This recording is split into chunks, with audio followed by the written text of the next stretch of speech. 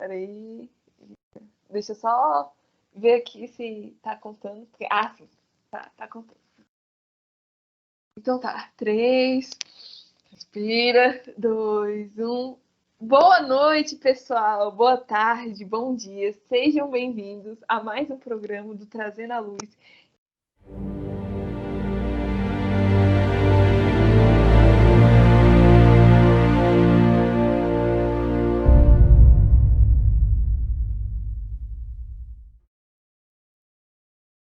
O tema é incrível, hein? Bem polêmico.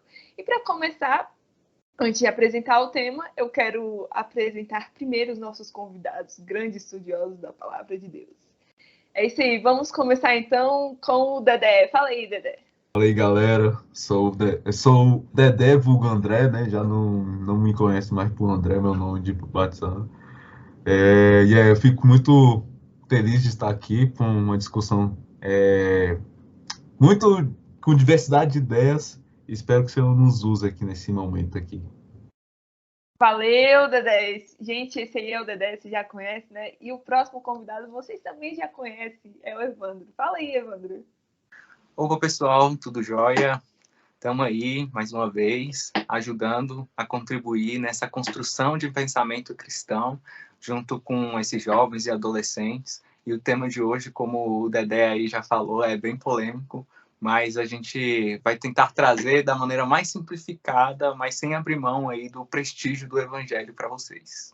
Então, galera, como já foi falado aqui, o tema de hoje é bem polêmico e muita gente sabe, mas não sabe. Vocês entenderam o que eu quis dizer? Porque o tema de hoje é sobre o inferno. É isso aí, vamos falar sobre o inferno.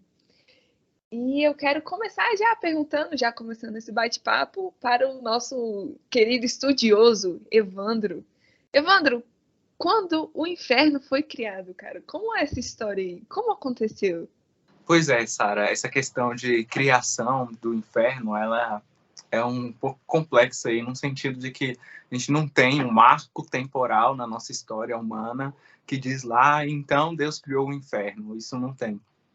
Nem no próprio visão mundana não tem isso, esse momento assim. Mas o que a gente entende, pelo menos assim, o que o cristianismo nos apresenta, é que no momento lá, antes do próprio ser humano vir a pecar, que a gente considera como sendo a queda, o primeiro pecado, a gente teve o Satanás, né, o nosso inimigo aí maior, sendo expulso do paraíso. E aí, nesse momento em que ele, por orgulho, né, por querer ser igual a Deus, ele é expulso do paraíso, e todos os seus anjos também são expulsos, o entendimento é que eles foram para algum lugar. E aí esse lugar foi o inferno. É lá o lugar da morada deles. Então, aí nesse momento é a criação do inferno. Óbvio que há algumas discussões e controvérsias, mas pelo menos o entendimento mais bem entendido assim e amplamente divulgado no meio dos teólogos seria esse. E o legal que, quer dizer, legal não, né? Que a gente tem essa. Nós, somos estudiosos da palavra, profetizando, gente, grandes estudiosos da palavra de Deus, e temos essa concepção de queda, a queda do ser humano. E fala aí, Evandro, um pouco assim para a galera entender o que foi a queda e se o inferno foi criado antes ou depois dessa queda do ser humano. Então, Sara, a queda, a gente entende, né, que Deus criou o homem e a mulher de uma maneira santa, né? Eles não tinham mácula nenhuma, não tinham qualquer pecado ou sujeira. No momento em que o homem e a mulher, né, e aí há uma questão deles fazerem isso de uma maneira junta, com ações diferentes. Eles desobedecem a Deus, eles são imputado a eles um pecado, né, colocado neles um pecado, no qual perdura até hoje, né? E somos consequência aí de todas essas histórias de pecado ao longo da vida.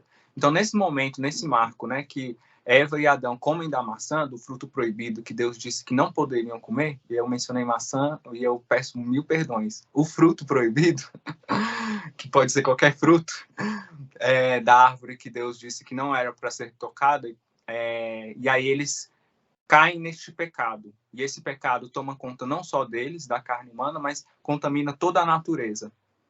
E aí esse é um marco aí que aconteceu, que a gente chama de queda. O inferno veio antes da própria queda. Então, o que eu pelo menos interpretei aí é que o inferno já existia quando Adão e Eva pecaram. Então, já existia esse lugar onde Satanás, até porque a serpente, ela já estava lá no jardim. Então, se a serpente estava lá e ela conseguiu, né, persuadir Adão e Eva, é porque ela já tinha um lugar para os seus anjos, que era o inferno. E esse lugar aí de fogo, enxofre, de castigo, vai ser eterno?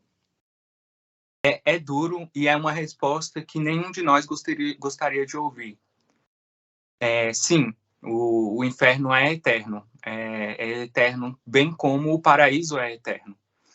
Então, quando a gente for fazer a leitura do inferno, acho que trazer que existe um lugar, muito melhor, que durará eternamente em alegria, em amor e na presença de Deus. O inferno faz exatamente o contraposto. É um lugar terrível em que nenhum de nós gostaria nem de estar lá, nem de que qualquer pessoa estivesse lá, mesmo a pior das pessoas.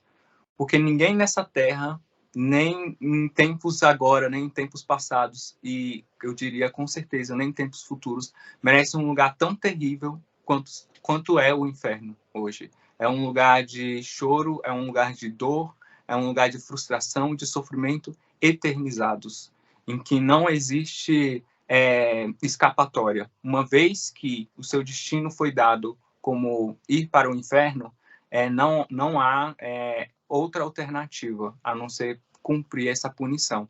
Mas essa punição tem que entender que é uma punição de justiça de Deus quanto o pecado que há no homem. E aí a gente vai falar mais na frente com mais detalhes. Mas, assim, não, é eterno. É eterno. Galera, vocês estão ouvindo aí esse assunto, chega daí uns arrepios, tipo, caracas, aí o inferno. E, gente, eu não esqueci do Dedé, tá? Ele tá aqui ouvindo tudo, mas eu também tenho perguntas pra ele. Então, Dedé, esse castigo eterno vai ser igual pra todo mundo? Aí, galera, você tá vendo, né, que estão me excluindo, né, do podcast, né? Vou botar na segunda pergunta aí. Beleza. Vou responder, mas antes de responder, em uma das falas da Sara, dona Sara Almeida, a gente falou que os teólogos vão falar aí, o Evandro e o Dedé. Mas a partir do momento que a gente anseia por aprender mais sobre Deus, a gente estuda sobre o inferno, já somos teólogos. Um grande autor, R.C. Sproul, cita isso, né? Teólogo. A gente tem muito aquela ideia de teólogo estudar só doutrina, né? Você que não é crente, dentro do cristianismo nós temos várias vertentes e tem muito a que se estudar. A gente não é uma coisa... Ser cristão não é uma coisa mística. Tem muitos estudos, tem muita área de estudo, tem muito conhecimento. A gente usa também nossa razão. E a partir do momento que a gente se torna cristão, a gente se torna um teólogo, porque a gente ama a Deus sobre todas as coisas. E eu espero que você tenha esse desejo também, que é maravilhoso demais estudar tanto a Bíblia quanto grandes pensadores da cristandade. Aí, sobre o castigo, a gente tem até discussão aqui por trás, que o castigo a gente não pode pontuar alguma coisa assim, eita, vai falar dessa forma, mas a gente pode especular de algumas formas. Eu acho que o Evandro vai pontuar depois, tá um versículo certinho, que está em Lucas, mas ele vai pontuar certinho, onde que, dependendo de nossas ações, vai ser determinado como vai ser conduzido o castigo destinado àquelas pessoas que vão para o fogo e para o enxofre, né? Como em Apocalipse 14:10 diz. Então, então é mais ou menos isso. As nossas ações vai definir como será o nosso castigo, né? Em um versículo até vou destacar, em Romanos 1:24, muito crente conhece, e espero que você, agora que não é crente, escute, é um texto muito interessante, 1:24-25. Romanos 1:24-25. Por este motivo, Deus entregou tais pessoas à impureza sexual, segundo a vontade pecaminosa do seu coração, para a degradação de seus próprios corpos entre si. Porquanto trocar a verdade de Deus pela mentira, e adorar objetos e seres criados em lugar do Criador, que é bendito para sempre. Amém. Aqui nós temos só para você entender, nosso ouvinte, é que esse livro, Romanos, é destinado a uma igreja em Roma. E lá, eles tinham, em N discussões, Paulo escreveu uma carta, na época a carta era escrita, diferente de hoje, a gente lê a carta, na época lá era escutada, então alguém lia e toda a igreja ou a comunidade escutava sobre aquilo, né? E aqui Paulo destaca a questão que Deus entregou pessoas à impureza sexual, né? Então a gente está destacando a questão sexual em si, vamos destacar realmente a homossexualidade e outras coisas que a Bíblia é totalmente contrária, né?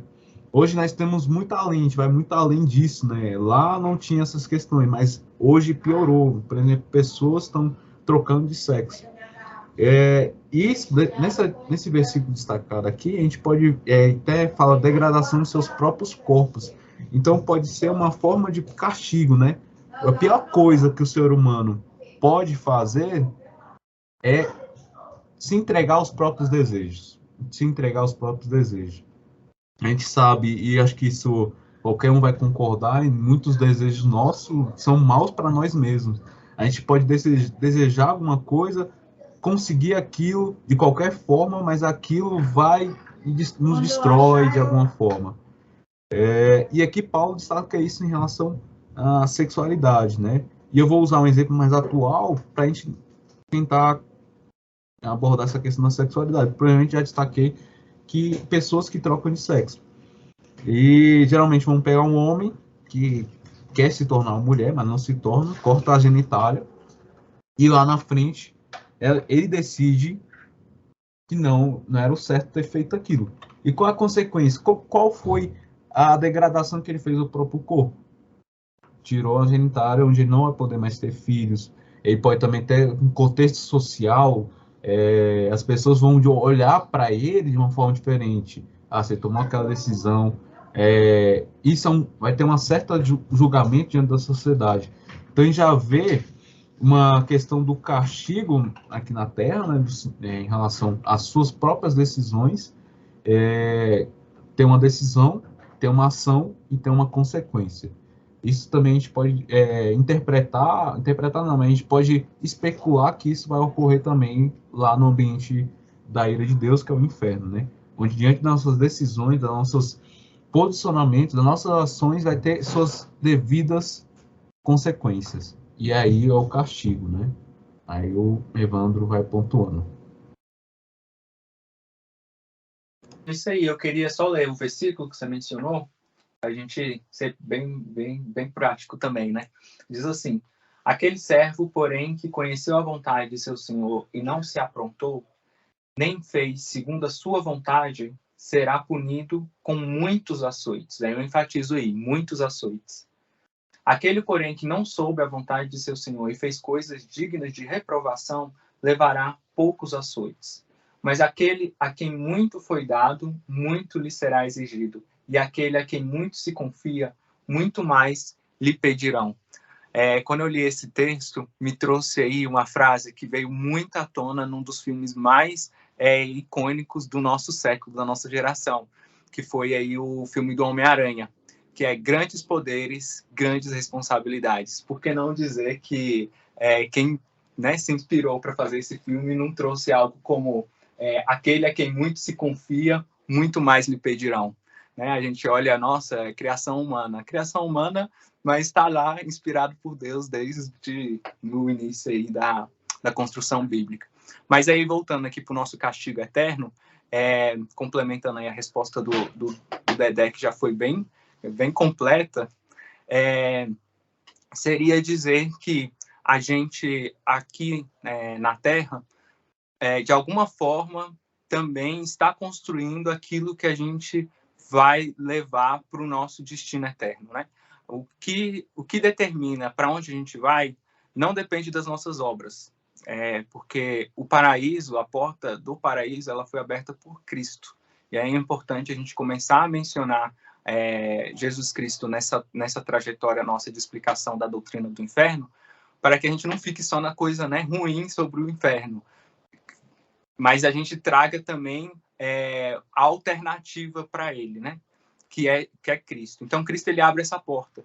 E aí aqueles que não querem ir para o inferno têm essa alternativa. Voltem-se para Cristo, né? Ele é o caminho, ele é a verdade, e por meio da graça e do favor imerecido dele, nós podemos atingir aí um outro lugar, que é o paraíso. No paraíso, e fazendo esse comparativo que vai ser bem legal aqui agora, no paraíso, uma vez que nós estivermos lá, Deus dá uma promessa para nós que haverão galardões. E esses galardões serão dados pelas boas obras que nós faremos ou fazemos, né? Seja grandes projetos missionários, seja grandes obras. O próprio Jesus, quando ele convoca os seus discípulos, né? Ele diz, aquele que abandonar tudo em prol de mim, né? Em prol do meu serviço, de maneira nenhuma eu o esquecerei. Então, Jesus ele traz isso à tona, né? Dizendo que haverão galardões. É importante, porque a gente não pensar que nós fomos salvos para qualquer coisa, nós somos salvos com um propósito de servir a Deus. E aqueles que não têm qualquer interesse, né, nessa salvação, eles têm um destino que todos nós tínhamos, que é o inferno. E aí nesse destino, também, uma vez que você foi condenado, né, você rejeitou aí o entender e compreender o evangelho e não quer de maneira nenhuma um Cristo como seu Salvador, você é condenado a um castigo eterno. Mas nesse castigo eterno, a compreensão que a gente tem, segundo esse versículo que a gente leu aí, é que aqueles que fizeram muitas coisas ruins, que escutaram diversas vezes o que é o certo, como fazer o certo, e decidiram insistentemente a fazer aquilo que era errado, esses receberão punições muito mais agressivas do que aqueles que escutaram pouco, que quase não ouviram falar, que não tiveram discernimento, mas ainda assim ouviram, porque a Bíblia é bem clara sobre isso, né? Não há nenhum justo sequer, e não há ninguém que possa dizer diante do seu júri que não ouviu falar, porque se o homem não falar, até as pedras clamarão. Então, a gente tem isso bem forte aí, né? Não tem ninguém que venha dizer, eu não escutei falar de Jesus, e aí eu não poderia ser culpado por isso, tá? Todos nós somos culpados. E aí tivemos as nossas oportunidades. E aí, nesse castigo eterno, a gente tem aí algum tipo de distinção. Mas é aquela coisa, né? Uma vez que você está no fundo do poço, cara, tem castigos e castigos a mais ou de menos. Eu não sei quanta diferença isso vai fazer lá, né? Mas, bem, o que a gente tem é que tem alguma coisa lá de diferente para aqueles que fizeram coisas muito piores.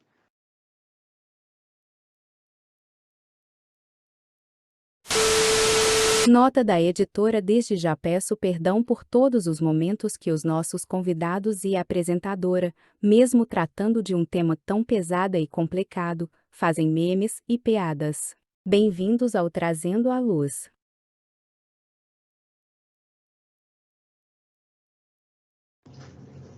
Dificuldade, hein? Tava apanhando aqui da tecnologia, só foi ligar o microfone aqui. Eu ia remover o Dedé, só que eu não, gente. Aí. Olha, Cuidado com o nosso aí, ó, deve ser até pecado, Sara, cuidado. Acepção de pessoas. E ó, já até misturei com vocês. Pois é, gente, o nosso papo já tá esquentando.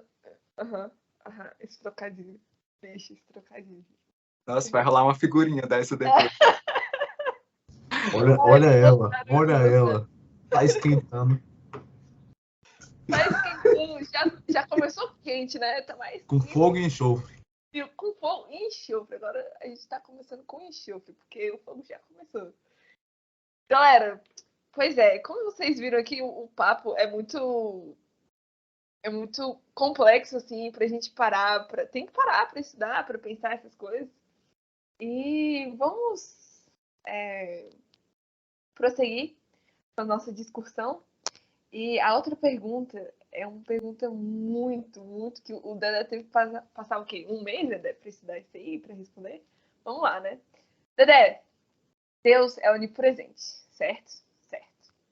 Então eu posso dizer que ele também vai estar presente no inferno? Eita. A Sara me botou. É doido, só umas perguntinhas. Não teve nem dó, só soltou. Realmente eu tive essa crise, né?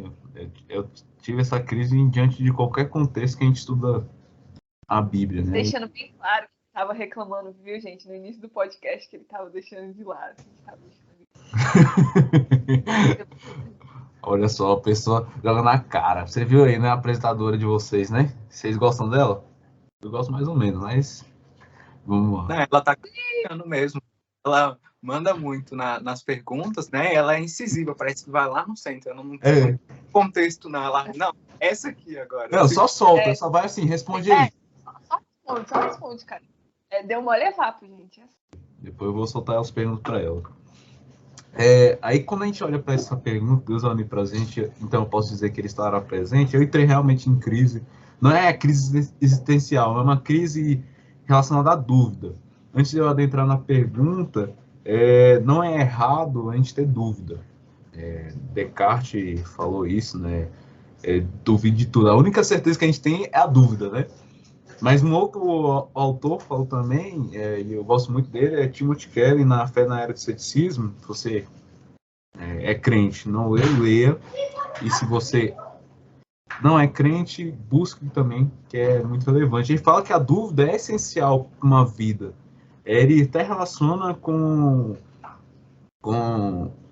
seres do nosso corpo, anticorpos. As dúvidas fazem com que a gente construa anticorpos diante de uma certa ponto da sabedoria, vamos pensar assim, né? Então, duvidar não é errado. Duvidar é necessário para que a gente chegue em certas conclusões, certo? E eu tive essas dúvidas diante dessa pergunta, né? Deus estará presente? Por que essa dúvida? Porque quando a gente olha para as Sagradas Escrituras, a gente pode aparenta, vou botar assim, entre aspas, aparenta que há uma contradição. Mas quem crê na Sagrada Escritura sabe que não há contradições, ela é uma verdade. Em todo desde o Gênesis 1:1 até Apocalipse 21. Eu acho que o último capítulo é Apocalipse 21, né? Né? Sim. Boa, Cadete. Olha, respondi a 22. Ainda é líder do grupo. Nossa, não, pô. olha só. Não, pô. A líder de cadetes não sabe nem o último capítulo da Bíblia. Oxi. Aqueles que não sabem, gente, é um grupo que tem na nossa denominação, na Igreja Cristã Evangélica e da Aliança, que trabalha com adolescentes. Então, quer dizer que nós aqui teríamos, né, que ter passado e aprendido aí essas coisas básicas, como qual é o último livro e capítulo da Bíblia. Né, Sara? Oxi, Dedé, eu dei a oportunidade de você procurar, entendeu? Eu já sabia, só não... Sabia que concordou com 21. Aí voltando. E tem vários versículos onde destaca essa questão da presença, né, do Senhor diante do castigo, do fogo e enxofre. Mas um dos versículos, para todo crente, se você perguntar, é um dos textos mais maravilhosos que nós temos, que é Salmo 139, né? Deixa eu só dar uma lida aqui, na minha Almeida atualizada. A Almeida atualizada é a tradução que a gente usa, tá? Nós temos a Bíblia, só para dar um parênteses, nós temos a Bíblia, mas nossa Bíblia foi escrita em línguas distintas do português. Então, foi escrita no hebraico, questão do Antigo Testamento, e no grego, no Novo. E assim como qualquer livro do nosso contexto de hoje, tem livros escritos em inglês, então tem que ser traduzidos. Então, diante desse fato, tem muitas traduções, então tem muitos intérpretes que vão pegar o que o hebraico diz e com seu entendimento, vão traduzindo. E da minha traduções que eu gosto bastante é a Almeida atualizada. E aqui, lá em Salmo 139, 7-12, diz o seguinte: para onde me ausentarei do teu espírito? Para onde fugirei da tua face? Se suba aos céus, lá estás. Se faça a minha cama no mais profundo abismo, lá estás também. Se tomo as asas da alvorada, me detenho nos confins dos mares, ainda lá me haverá de me guiar a tua mão, e a tua destra me susterá. Se eu digo, as trevas com efeito me encobrirão, e a luz ao redor de mim se fará noite. Até as próprias trevas não te serão escuras. As trevas e a luz são a mesma coisa. Se você perguntar para qualquer crente esse texto aqui, vai falar assim, cara, o Senhor vai estar presente em todos os cantos. Onde eu estiver, mesmo que eu me afunde no buraco, o Senhor estará. Mesmo que eu esteja no ambiente mais feliz, o Senhor estará. Mesmo que eu me desgrace de qualquer forma, o Senhor estará. Então a gente pode remeter que há uma presença em todos os cantos no cosmos. Aí agora, nossa complicação, essa questão da contradição que eu destaquei no início da minha fala, tem 2 versículos distintos, em 2 cartas. Tá, aí segunda carta à igreja de Tessalônica, né, segundo Tessalonicenses, o primeiro capítulo, versículos 7 a 9. Então diz o seguinte: a vós outros que sois tribulados, alívio juntamente conosco, quando do céu se manifestar o Senhor Jesus, com os anjos do seu poder, em chama de fogo, tomando vingança contra os que não conhecem a Deus e contra os que não obedecem ao evangelho do nosso Senhor. Nosso Senhor. Só para, antes de eu ler o versículo que eu quero destacar, aqui Paulo está querendo dizer que na igreja de Tessalônica eles sofriam perseguição, né? Então eles queriam Paulo queria meio que abraçar aqueles crentes, né?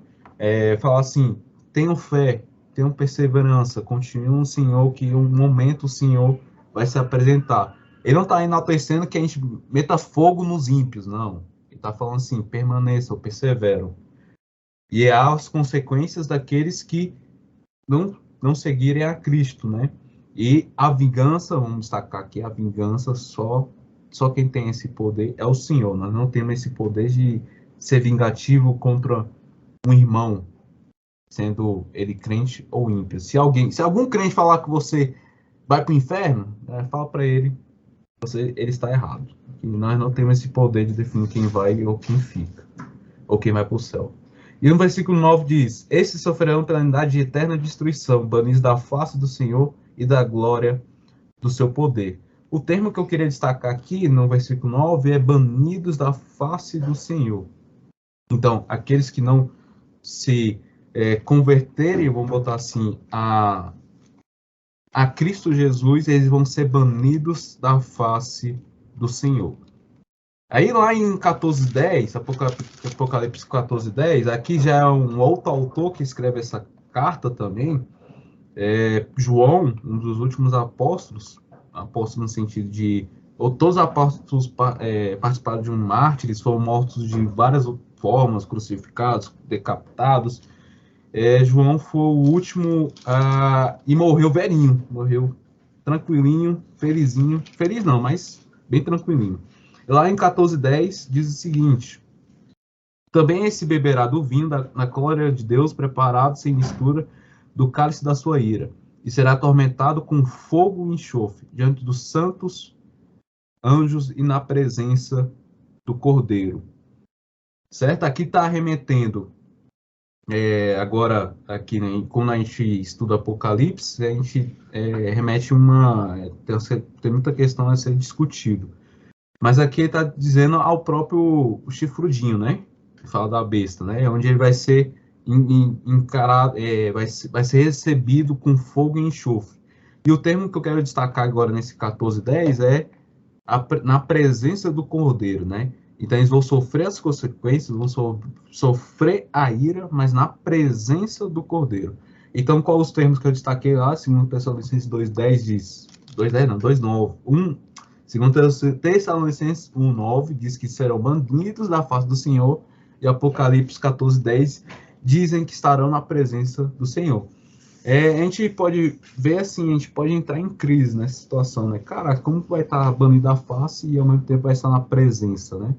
Isso é meio, vamos pensar assim, superficialmente contraditório. Mas quando a gente pode tanto interpretar também na própria tradução, mas também a gente pode olhar para o original. Eu não sou um grande esmero no estudo do grego, mas eu dei uma olhada rapidamente, quando ele fala em 1 Tessalonicenses, 2 Tessalonicenses 1:9, quando ele fala face, no original ele está remetendo a uma pessoa que tem uma relação frente a frente. E eu converso com a pessoa, tenho um relacionamento frente, eu estou olho no olho, vamos botar assim. Então, no original, esse banidos da face, a face tem essa conotação. Eu estou olho a olho diante da outra pessoa. Já em 14:10, quando a gente fala na presença, o próprio nome fala, no grego também remete isso. De estar na presença, tem uma distância particular entre ele. Então, eu estou na presença daquela tal pessoa. Então, quando a gente olha para esses dois versículos, a gente olha que é questão complementar, no sentido de que a pessoa que vai ser conduzida para o inferno, ela vai estar na presença do Cordeiro, ela vai estar com o Senhor lá, mas não estará face a face. O que quer dizer? Ela não terá comunhão com o Senhor. Só quem terá comunhão, quem terá relacionamento, comunhão, quando eu falo comunhão, é relacionamento com o Senhor, são aqueles que em vida se entregaram ao Senhor. Na ira, no inferno, eles terão a presença do Senhor, mas não terão acesso a Ele. E é isso isso tem esse entendimento, o que a Bíblia nos diz, né? O Senhor, aí respondendo a pergunta, o Senhor é onipresente, estará presente lá? Sim, com certeza.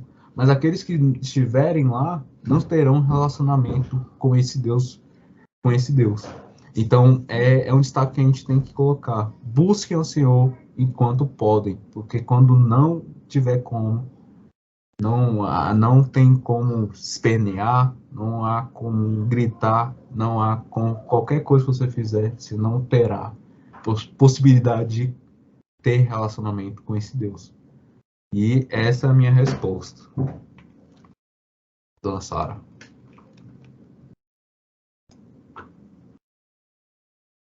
Galera, sentiram aí o clima meio pesado, assim, a gente toma essa responsabilidade. Então, eu acho que o Evandro tá meio... Então, eu acho que o Evandro tá meio caladinho, vocês não acham? Eu acho que ele tá meio caladinho. Então, receba essa outra pergunta aí, Evandro. Evandro, o inferno é um lugar físico ou emocional?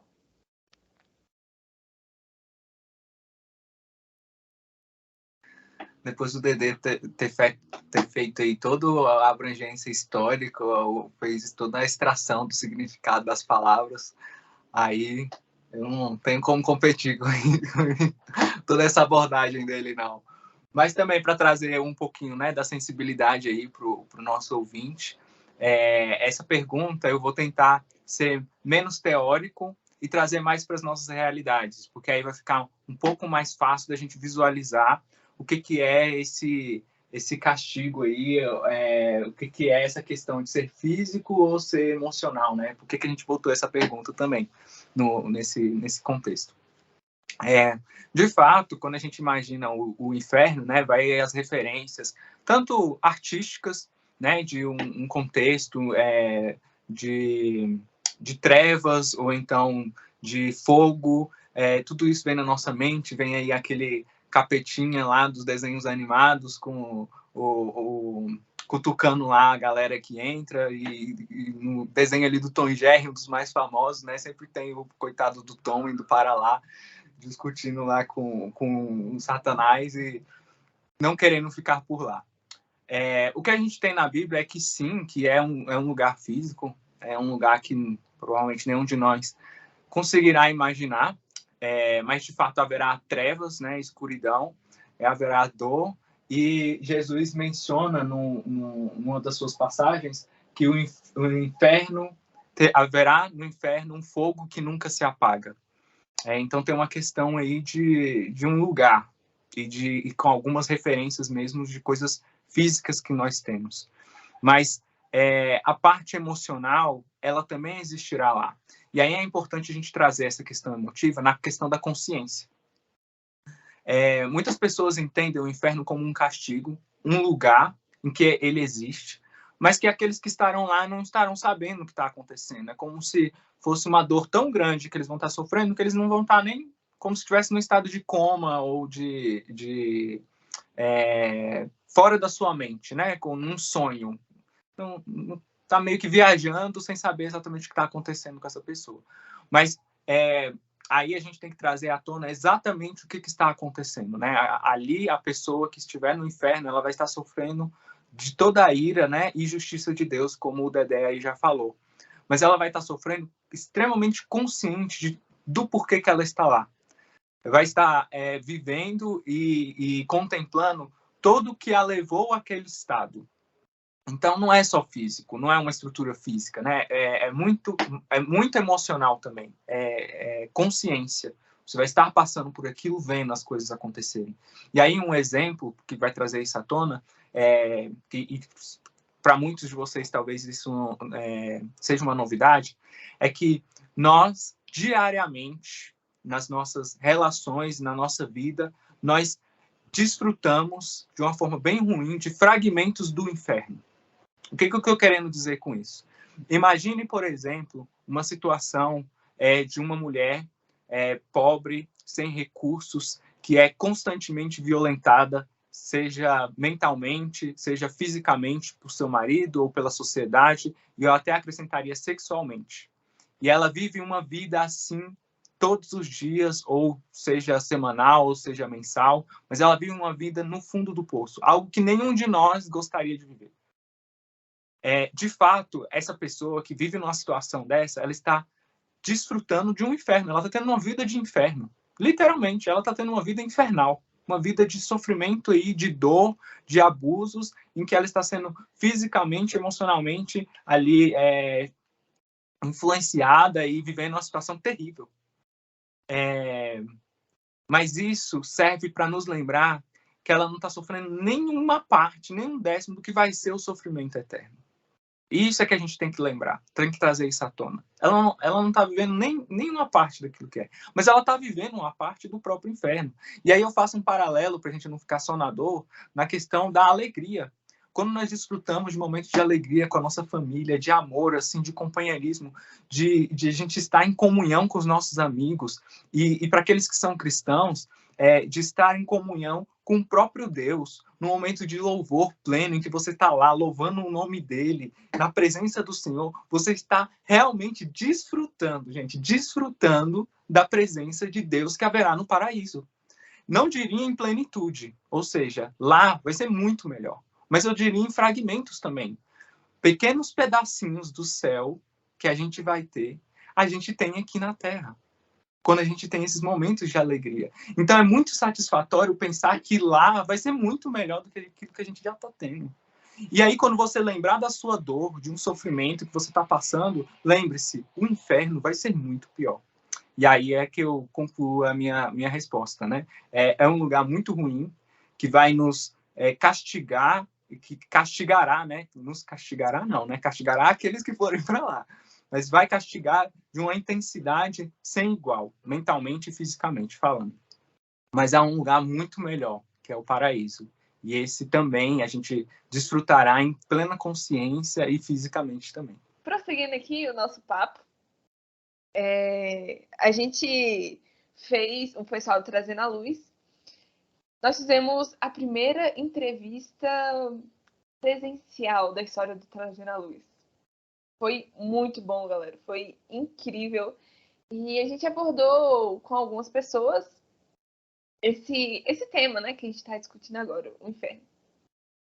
E a gente pode perceber, assim, vocês também podem perceber que a gente tem uma visão cultural, igual o Evandro falou, que vai ter lá um diabinho vermelho com chifre, com a cauda, com um garfinho lá, te cutucando, rindo, falando, bem feito, não sei o quê.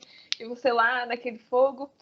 E essas questões culturais muitas vezes não são verdades, porque a gente sabe que o Satanás, o cão, o inimigo, como vocês queiram chamar, também vai sofrer. E eu quero saber aí na perspectiva de vocês, o que na verdade mesmo, nós sabemos sobre o inferno baseado nas escrituras sagradas. Fala aí, Dedé. Fala aí, Dedé. Beleza.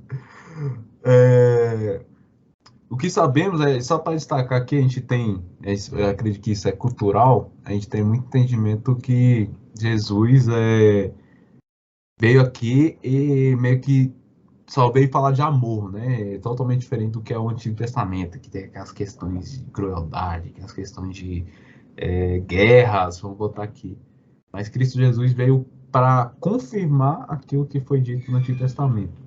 E é engraçado também, outro ponto também é que Cristo Jesus foi das pessoas que mais falou sobre o inferno.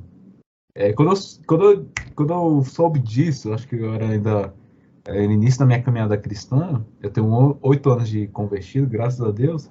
Eu descobri isso e eu falei assim, cara, não é possível. A pessoa que mais falou sobre o inferno foi aquela que a gente tem a mentalidade, culturalmente falando, de que ele falava só sobre amor, mas pelo contrário, ele falou muito sobre o inferno.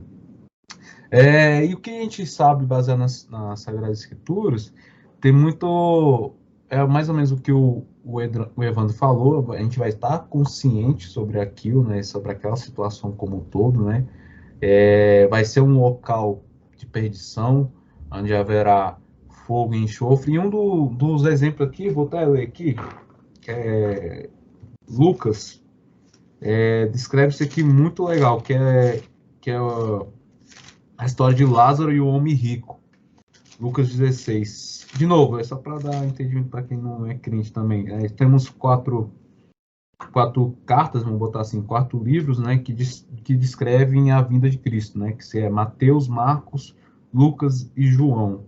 E Lucas é um dessas cartas que nós chamamos de evangelho, que pela visão de Lucas, então Lucas escreve com uma visão, com um intuito, com um objetivo, ou seja, para falar sobre Cristo, sobre a vinda de Cristo para aqueles que não eram judeus. Vamos botar assim para exemplificar. E lá em Lucas 16, 19 a 31, diz o seguinte: ora, é muito tempo, acho que é muita coisa, né? Mas vamos lendo aqui, a chefe se vira aí para cortar aí. Ora, havia um certo homem rico que se vestia de púrpura e de linho finíssimo e que todos os dias se regalava esplendidamente. Havia também certo mendigo chamado Lázaro, coberto de chagas, que jazia à porta daquele, e desejava alimentar-se das migalhas que caíam da mesa do rico. E até os cães vinham lamber-lhes as úlceras, só para ver a situação do Lázaro. Aconteceu, morreu o mendigo e ser levado pelos anjos para o seio de Abraão, então para a proximidade de Abraão. Morreu também um rico e foi sepultado. No inferno, estando em tormentos, levantou os olhos e viu ao longe a Abraão e Lázaro no seu seio. Então, clamando, disse: Pai, Abraão, tenha misericórdia de mim, e manda Lázaro que more em água a ponta do dedo e me refresque a língua, porque estou atormentado nesta chama. Então, a gente já pode ver a primeira implicação do que é o inferno, né? Vai ter a questão do fogo, vai ter a questão da tormenta, né? Então, o homem, engraçado que nesse texto aqui não dá nem um nome à pessoa, né, que foi para o inferno, só o Lázaro, aquele mendigo que tinha úlceras, tem o seu nome declarado. O homem rico, por amar mais a riqueza do que a Deus, não tinha nem seu nome descrito. Então, a gente tem uma primeira apresentação. Diz, porém, Abraão, filho, lembra-te de que recebeste os teus bens em tua vida, e Lázaro igualmente os males. Agora, porém, aqui ele está consolado, tu em tormentos. E, além de tudo, está posto um grande abismo entre nós e vós, de sorte que os que querem passar daqui para vós, outros não podem, nem os de lá passar para nós. Então, outra ideia, né, que tem um abismo, então aqueles que estão no abismo não podem ir para o céu. Então, é uma decisão definitiva, é uma coisa definitiva. Então, se você for para o abismo, você vai ficar por lá. Se você for para o céu, vai para ficar por lá também. Não tem como reverter essa situação. Então replicou: Pai, eu te imploro que o mandes à minha casa paterna, porque tenho 5 irmãos, para que lhes dê testemunho, a fim de que não virem também para este lugar de tormento. Respondeu Abraão: eles têm Moisés e os profetas, ouça-nos.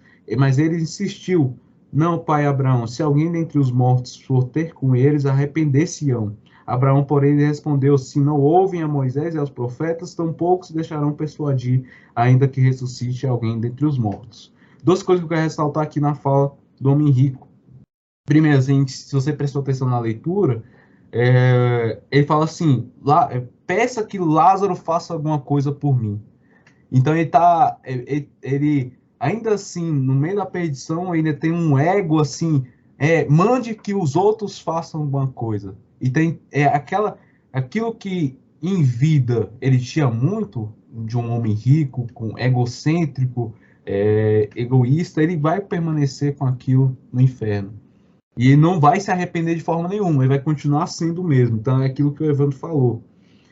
E uma coisa que eu quero destacar, que é relevante para ti, nosso ouvinte, é que o homem rico falou, mande alguém para nossa casa, e Abraão responde, se ele nem escutou Moisés e os profetas, imagine, mesmo que eu mande alguém ressuscitado não escutar. Só para a gente entender Moisés e profetas, no contexto daqui que foi escrito Lucas, eles só tinham o Antigo Testamento, e foi escrito por Moisés e os profetas. E o Antigo Testamento, na época, apontava para a vinda de Cristo Jesus. Então é que ele está dizendo, se vocês não escutaram, nem ao menos essas pessoas, esses grandes pessoas do Evangelho, vamos botar assim, e não aceitaram, não se arrependeram, se eu bote diante deles uma pessoa que veio ressuscitar dos mortos, nada mudará. Então é uma implicação que eu falo. Vamos, busque ao Senhor, que ele está batendo a porta, mas você tem que abrir a porta para recebê-lo. Ele não vai vir com grandes sinais, ele não vai vir com grandes maravilhas para te dizer para vir a mim. Ele já se revelou, na época certa, no momento certo. E as Sagradas Escrituras, a Bíblia destaca isso. Se entrega ao Senhor enquanto há tempo. E o inferno tem essa distinção. Eles vão ter consciência e vai ter a tormenta e essas outras aplicações que eu citei. O que a gente viu muito nas perguntas, né, Sara, a respeito dessa questão aí do inferno, quando foram feitas, na verdade as respostas, né, que nos foram dadas aí, é que parece que há uma compreensão, talvez um pouco simplória, né, simples, do que é realmente o inferno. E talvez essa questão que é trazida aí nos desenhos, nos filmes, ela faça com que isso aconteça, né?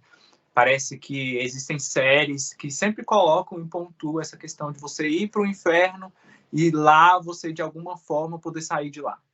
Seja por alguma intervenção de alguém de fora, algum ser super poderoso que vai lá e te fisga e te tira de lá. Seja pelas suas próprias forças, em tentar persuadir lá Satanás. Nos filmes a gente vê isso muito forte, nas séries aí, e consegue sair de lá. Mas quando você trata o inferno como ele realmente é, uma punição eterna, aí o buraco é bem embaixo. As pessoas têm que tomar muito esse cuidado. E aí vem a explicação, né? O que é que deu origem, por que essa pessoa vai ser castigada eternamente aí. Como a gente começou lá na primeira pergunta, né, na criação, né, de que o homem ele foi criado perfeito aí na sua santidade. Mas uma vez que ele desobedece a Deus, isso foi uma punição grave, porque vai de encontro ao próprio Deus, né? A gente cometeu um abuso, o ser humano cometeu um abuso que não havia perdão. Não havia perdão. Foi algo tão grandioso, que somente Deus poderia perdoar. Mas era um pecado que o homem tinha que ser perdoado. O homem tinha que correr atrás. E aí que veio a pessoa de Jesus Cristo. Porque um pecado tão infinito, somente Deus poderia perdoar. Mas que um pecado que o homem que fez, um Deus homem, Jesus Cristo, tinha que vir. E aí ele vem e faz isso de uma maneira surpreendente. Porque ele não só se faz homem, mas ele anda no meio de nós, ele convive, ele realmente habitou a humanidade. Durante seus 33 anos de vida aí, ele habitou no meio de nós, né? E aí as pessoas, às vezes, simplificam todo esse sacrifício que foi feito, porque elas não têm ideia da grandeza do mal que é o pecado. E é por isso que foi criado um lugar como o inferno para punir este pecado. ele é gravíssimo, é gravíssimo. A gente não tem noção de que isso está aqui, no meio de nós, dentro de nós, na nossa mente e no nosso coração. E aí, quando você percebe, esse negócio é grave, tá? Na gente, é muito grave. E tem um lugar lá que está preparado para punir a gravidade desse pecado. Punir os pecadores. Mas existe uma outra alternativa. E essa alternativa é o paraíso. Através do sangue de Jesus, a gente consegue chegar lá, alcançar, né? Uma vez que a gente reconhece esse sacrifício maior que é Jesus, a gente consegue chegar lá. Mas para as pessoas, elas, se você imaginar, né, que a gente viu isso muito nas respostas, de que elas entendem que pelas minhas próprias forças, pelos meus próprios meios, eu vou ir para um ou para outro. E aí elas excluem totalmente o sacrifício de Jesus. Aí elas vão automaticamente se frustrar, porque ninguém é perfeito. E nem vai ser aqui na Terra, porque somos todos pecadores. A gente vai repercutir em pecados o tempo todo. Se você falar assim para si mesmo, coisa simples, eu não vou fazer mais isso. E você vai insistir, insistir, insistir, eventualmente você vai cair num pecado ou outro. Seja uma mentirinha aqui, seja um orgulho ali, seja uma inflamação do ego, seja até machucar um irmão. Isso vai acontecer. E aí, se você vai querer ser salvo pelos seus próprios meios, você comparativamente vai ficar sempre pensando, não, mas eu acho que eu sou melhor que fulano. Então eu acho que eu mereço coisa melhor que ele. Só que você vai fazer isso a história toda, você vai fazer isso com toda a humanidade. Qual é a média que você está usando, né? Sendo bem da área das exatas aí. Qual é a média que você está usando? É uma mediana ou é uma média? Você está somando toda a humanidade ou está pegando só o seu contexto para dizer que você é um pouco melhor do que as pessoas que estão ali ao seu redor e você merece ir para o céu pelas suas próprias obras, né? Mas aí quando a gente olha para o Cristo, que ele veio e foi perfeito, não existe nenhuma comparação. Não existe homem, ser humano nosso aqui na Terra, que consiga se comparar a ele em termos de santidade. Não há. E aí, esse ser santo, é que pôde perdoar pecados. E só ele é capaz de nos livrar desse lugar eterno, de castigo eterno, de punição eterna, eu diria assim, de punição eterna, que todos nós merecíamos. E não há outra história. Não há outra história. Não há uma história em que você vai para o inferno e lá você tem uma segunda chance. A sua chance é essa. É essa agora. Se você está escutando esse podcast agora, volte-se para Deus. A mensagem que a gente quer deixar para vocês é essa. Volte-se para Deus. Porque Ele é a sua alternativa. É a sua melhor e única alternativa de se livrar de um castigo da ira de Deus. De sofrer a justiça de Deus. Teve a discussão nas Sagradas Escrituras, aí agora quero fazer mais um complemento, né, da discussão que a gente tem feito, né. Pode ser que tenha pessoas, vamos falar culturalmente falando, que vão olhar o cristianismo, vão olhar assim, não é justo que um Deus possa enviar pessoas para o inferno. Essa questão da justiça já vem sendo muito discutido no decorrer da história. Estou até lendo um livro, né? Eu tô interessado nesse âmbito agora da filosofia. Platão, né? Nós temos o Euthyphron. Só para a gente dar um contexto geral, temos 3 livros, né? Que Platão escreve sobre o seu mestre, Sócrates. Euthyphron, Apologia de Sócrates e Criton. Euthyphron é quando Sócrates recebe, quando ele é acusado de alguma coisa e vai ser para o julgamento. A Apologia de Sócrates é já no julgamento, e no Criton já é na questão depois do julgamento, onde ele foi acometido acometido não, quando ele foi decidido com que ele vai ter a pena de morte. Aí em Euthyphron tem essa discussão do que é piedade, do que é justiça. E no Euthyphron ele não chega a uma conclusão dentro do âmbito dos deuses gregos, né? Que eles mesmos se discutem e eles não chegam a uma conclusão do que é uma justiça, do que é uma verdade. E eu remeto agora para os nossos dias de hoje. No decorrer da história tem N filósofos que discutem o que é justiça, e a gente olha para hoje. Eu faço o seguinte questionamento: quem somos nós para dizer o que é justo? Que a gente hoje nós temos um entendimento da relativismo, né? Então a minha verdade a minha verdade é a minha verdade, mas quando a gente diz isso, a gente está dizendo que a minha verdade é acima do outro. Então a minha verdade é a minha verdade e vou. Mas quando a gente olha para o cristianismo, a gente olha Não, deixa eu voltar mais um pouco. Quando a gente tem esse pensamento da justiça, de quem é Deus para fazer isso, a gente tem um pensamento culturalmente nosso, ocidental, vamos falar assim, que a gente aceita a questão de dar a face, mas a gente não aceita o julgamento. Mas se a gente olhar para uma cultura oriental, já é o contrário. Eles aceitam um Deus que julga, mas não aceitam, de alguma forma, um Deus que se relaciona, um Deus que dá face a face. Então, quando a gente tem esse pensamento de quem é ele para dizer isso, a gente está querendo enaltecer a nossa própria cultura. Mas a gente sabe quando nós temos alguma coisa que é transcendental, acima de todas as culturas, como é as Sagradas Escrituras, e eu creio nisso, ela vai ser totalmente contrária, totalmente não, vai ser contrária em diversas culturas. Assim como na nossa ocidental, ela diz que há um Deus que julga e manda pessoas para sua ira. Mas também, ao mesmo tempo, ele é contrário à cultura oriental, que ele é um Deus que tem um relacionamento um com os outros, né? Então, a gente tem que pensar assim, quem sou eu para dizer questionar um Deus que é transcendental, um Deus que, vamos botar assim, criou todas as coisas, um Deus, vamos olhar para o lado da física, que foi antes da matéria, do espaço e do tempo. Então, tudo que nós temos hoje, ele foi antes, ele foi transcendente antes. Então, quem somos nós que viemos depois que fomos criados para questionar uma justiça divina? É ele que definiu a criação. E é isso que eu queria deixar, né? A gente discutiu as escrituras e eu quis trazer um pouco também uma questão talvez até filosófica, né?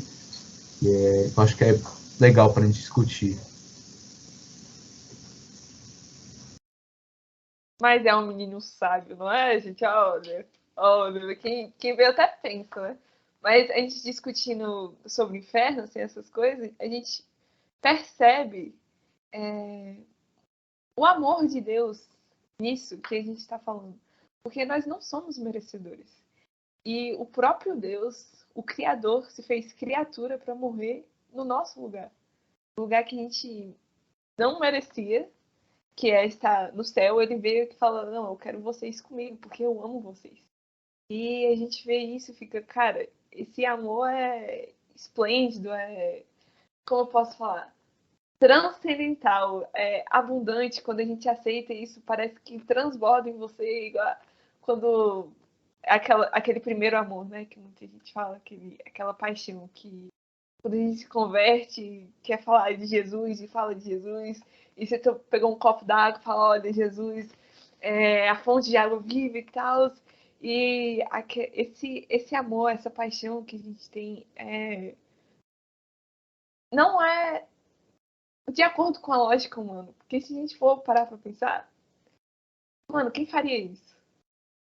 Nós merecíamos o castigo eterno. A gente merece o castigo eterno. Mas ele falou, não. Ele veio aqui, se fez criatura, um homem, 100% homem, 100% Deus.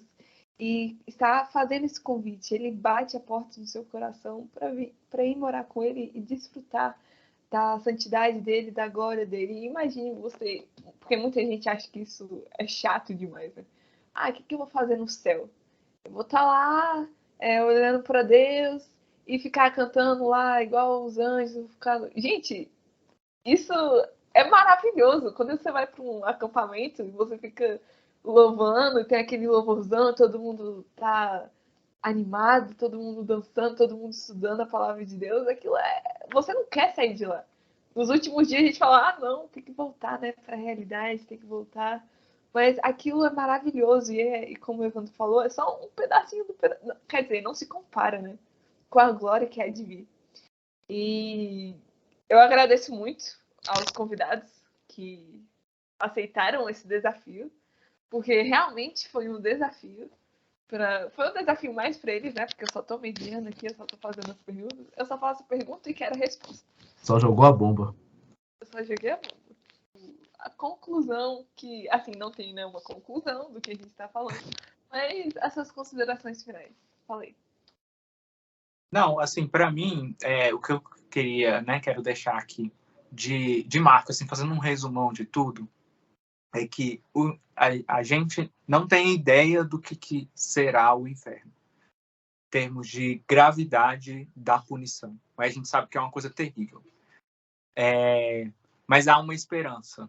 Essa esperança que a gente tem que sair aqui com os nossos corações sedentos por ela, que é a esperança de Jesus Cristo. Esse amor tão grande, né? Esse caminho de salvação que a gente pode ter acesso, né? De livramento, de desfrutar de uma alegria assim tremenda que Deus está preparando, né? A Bíblia fala, enquanto você estava falando, Sara, eu lembrei desse versículo. Nem olhos viram, nem ouvidos ouviram, nem jamais penetrou em coração humano. Ou seja, ninguém tem a menor ideia, nem os maiores pensadores, nem hoje, nem todos aqueles que ainda virão até Jesus Cristo voltar, jamais penetrou em coração humano aquilo que Deus tem preparado para aqueles que o amam. Então, gente, é surpreendente. É tipo assim, aquele filme, aquela série sensacional, assim, que Deus está preparando, aquele lugar preparado pelo próprio Deus, gente, preparado pelo próprio Deus, sem máculas, sem nada de errado, para aqueles que o amam. Então, não fique de fora, não deixe isso passar, não deixe essa oportunidade passar. Vá atrás dela. É isso, minha consideração final é essa. Não perca essa oportunidade, esse lugar tremendamente excelente que Deus está fazendo. Ok. Fala aí, Dedé. Ok. Ó, eu até arrepiei. Não, gente, não tem a consciência da glória. Ai, meu Deus. Não, Dedé, fala isso, senão eu me exalto aqui. Vai, fala aí. Você exalta não, dá uma segurada aí.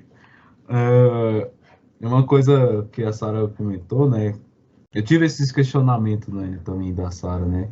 Como eu não tenho, como eu falei em uma das minhas falas, eu tenho só 8 anos de crente, né?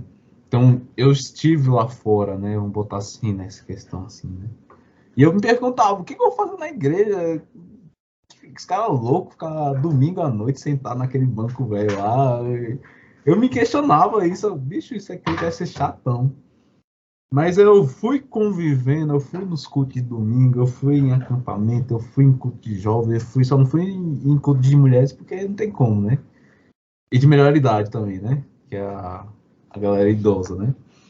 Mas eu falo pra ti, você que tá com esse questionamento, é maravilhoso demais. É maravilhoso demais estar no contexto de igreja, estar com pessoas que te amam autenticamente, não só no momento de alegria, mas também no momento de adversidade.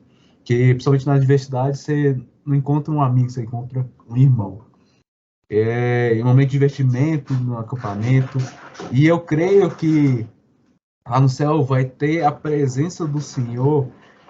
Se você não teve essa experiência de estar na presença do Senhor, eu te peço, procure a presença do Senhor. Quando você tem essas experiências, vê assim, caraca, aqui só é um pitaco do que é aquilo que teremos lá no céu na presença do Senhor. Da glória dele, a gente vai ver ele face a face, estará na presença dele. Isso é grandioso demais. E eu falo para você que busque ele enquanto há tempo. O tempo está acabando.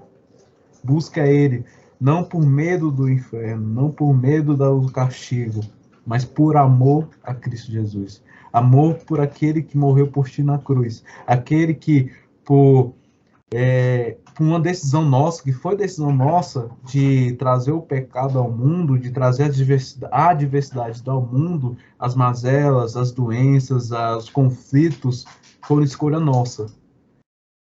Mas ele vai e bate na nossa porta, eu quero você para mim. Eu quero que você esteja comigo, né, para toda a eternidade. E ainda mais, ele chama mais outras pessoas para a comunhão. Isso que torna mais maravilhoso. A gente vai ter muita coisa para fazer lá no céu. Tenho certeza. Eu vou poder encher o saco de muita gente. Vou estar presente com a pessoa ainda mais. Mas isso seja muito bom. Então, busque-o enquanto há tempo. Pois é, gente, infelizmente, chegamos ao fim. Uma vez, né, eu quero agradecer o Evandro e o Dedé por terem aceitado esse desafio. Agradecer vocês que estão escutando a gente e compartilhe aí algum assunto que a gente não abordou aqui, mas você queira saber. Vai lá nas redes sociais, fala. A gente vai te responder. Se você tem sugestões de outros temas, fala com a gente também. Se você precisa de algum papo, de, não sei, de conversar, de abrir o seu coração, a gente vai estar lá disponível para te responder. E eu quero deixar aqui as minhas considerações finais. Muito obrigada, galera. Esse foi um tema que eu acredito que a gente aprendeu muito. Primeiro aprendeu para debater, né? E fomos edificados com esse tema. Eu fui edificado com esse tema. Nas entrevistas também, se você foi alguma das pessoas entrevistadas, está escutando esse podcast, muito obrigado pela sua disponibilidade. E quem sabe estaremos aí de novo nos parques de Brasília, de Águas Claras, pegando você de surpresa. Mais uma vez, muito obrigada. Eu ia falar que a paz esteja com vocês, mas isso é meio crente, né, gente? Que tá escutando a gente, né? Mas enfim, é a paz. Que a paz de Cristo esteja com vocês. Amém. Glória a Deus. Ô, glória. Chubichariaia. Cara, é para todo mundo, não é só para os cristãos essa. É verdade. Olha aí, viu? Fui edificada mais uma vez. Vocês entenderam? Mas que a paz esteja com vocês. Muito obrigada. Até a próxima. E beijos. Falou, galera. Valeu, pessoal.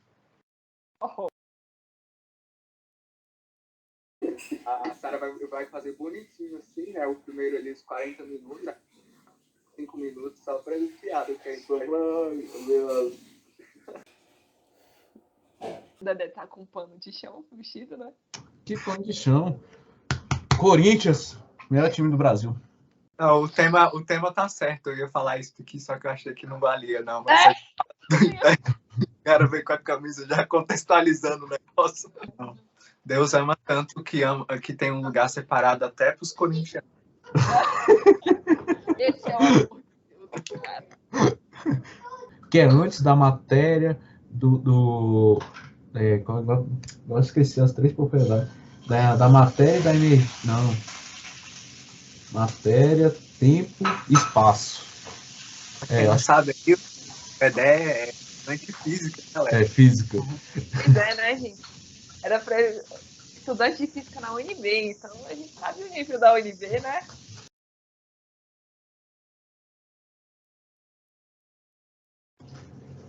Dificuldade, hein? Tava apanhando aqui da tecnologia, só foi ligar o microfone aqui. Eu ia remover o Dedé, só que eu não, gente. Aí. Oi, Cuidado com o nosso escola aí, ó. Deve ser até pecado, Sara. Cuidado. Acepção de pessoas. E eu já até misturei com vocês. Pode falar aí? Pode falar aí. Falando do coração aí, homens solteiros, a Sara tá com o coração aberto. Só isso aí. Nossa, gente. Ô, Dedé. Ô, Atrízia, pelo amor do pai. Já mandou ali a disponibilidade da garota. Não, Dedé, você tá parecendo a minha mãe, Dedé. Ah, não, Dedé, por favor. Ela disse que tá aberto o coração. Então. Tá. Jesus. Céu, com certeza, gente. Vai ter comida, não é? Vamos. Tem que ter. Tem que ter, cara. Eu acho que vai ter. E de graça, né? De graça, vai ter de. Nossa, a gente já tá conversando aqui com o senhor. Abundância, né? E não engorda, né, Sara? Não, olha, gente, não vai ter isso de gordura, tecido adiposo. Não vai ter essas coisas. Imagina comer pamonha, curau, pão de queijo. Ô, senhor, vai ter essas coisas. Olha as comidas que ela fala. Pamonha, curau. Pensei que ela ia falar um churrascão. Pamonha. Pamonha. Oxe, pamonha. Dedé, eu sou raiz. Eu sou uma pessoa raiz, entendeu? Por isso que essas pessoas Nutelas, a gente não debate, não. Então, viu, gente?